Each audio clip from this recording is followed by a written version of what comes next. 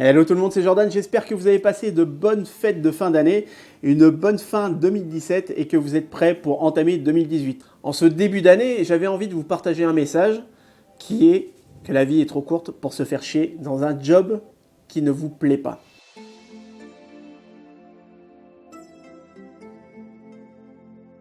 Alors peut-être que vous avez le sentiment d'être inutile dans votre job ou même dans votre vie.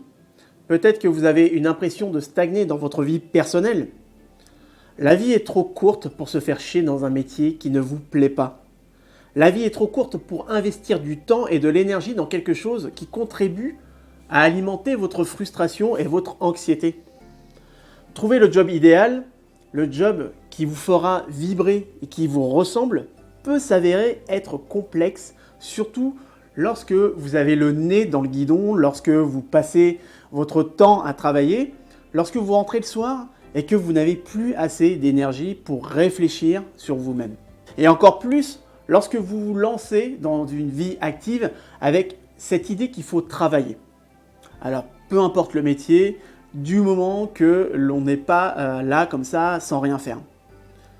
Combien d'entre vous se sont dit « Ouais, je prends ce job, c'est un job comme ça, j'y reste 10 mois et je m'en vais ». Et au final, 10 ans plus tard, vous y êtes toujours. Peut-être que vous faites partie de ces personnes qui sont restées dans un job qui ne leur plaît pas.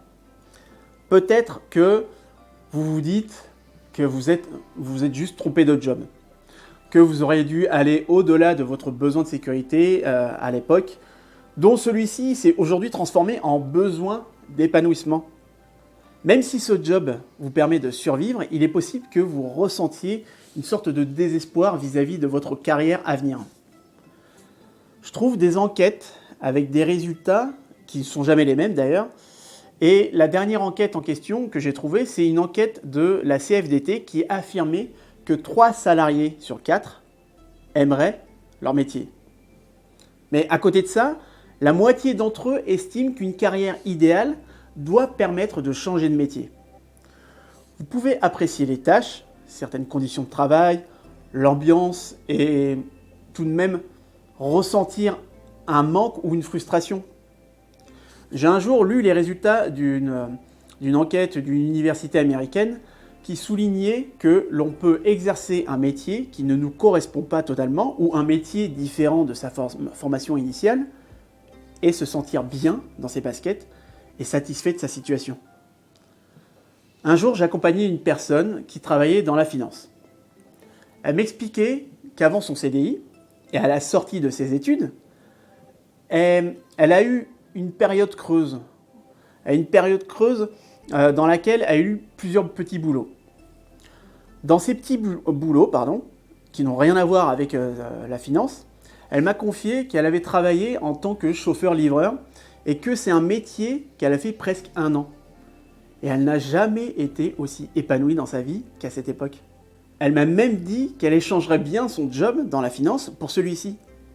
Bien entendu, si vous êtes satisfait, ça se ressentira dans votre travail, dans vos tâches, même auprès de vos collègues. Vous serez plus efficace ou productif. D'un autre côté, si vous exercez à long terme ce job qui ne vous plaît pas, cela peut contribuer à alimenter votre sentiment d'être inutile ou de stagner.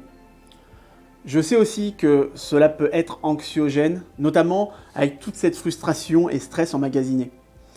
Et cela se répercutera sur votre estime de vous, surtout même lorsque vous verrez que vos efforts n'aboutiront pas ou peu. Vous savez comme moi qu'il n'est pas facile de trouver le job idéal, de trouver le travail de votre vie. Du moins, de trouver un travail dans lequel vous vous sentirez bien, épanoui et avec le sentiment d'apporter quelque chose à la société. Vous avez besoin de trouver votre élément.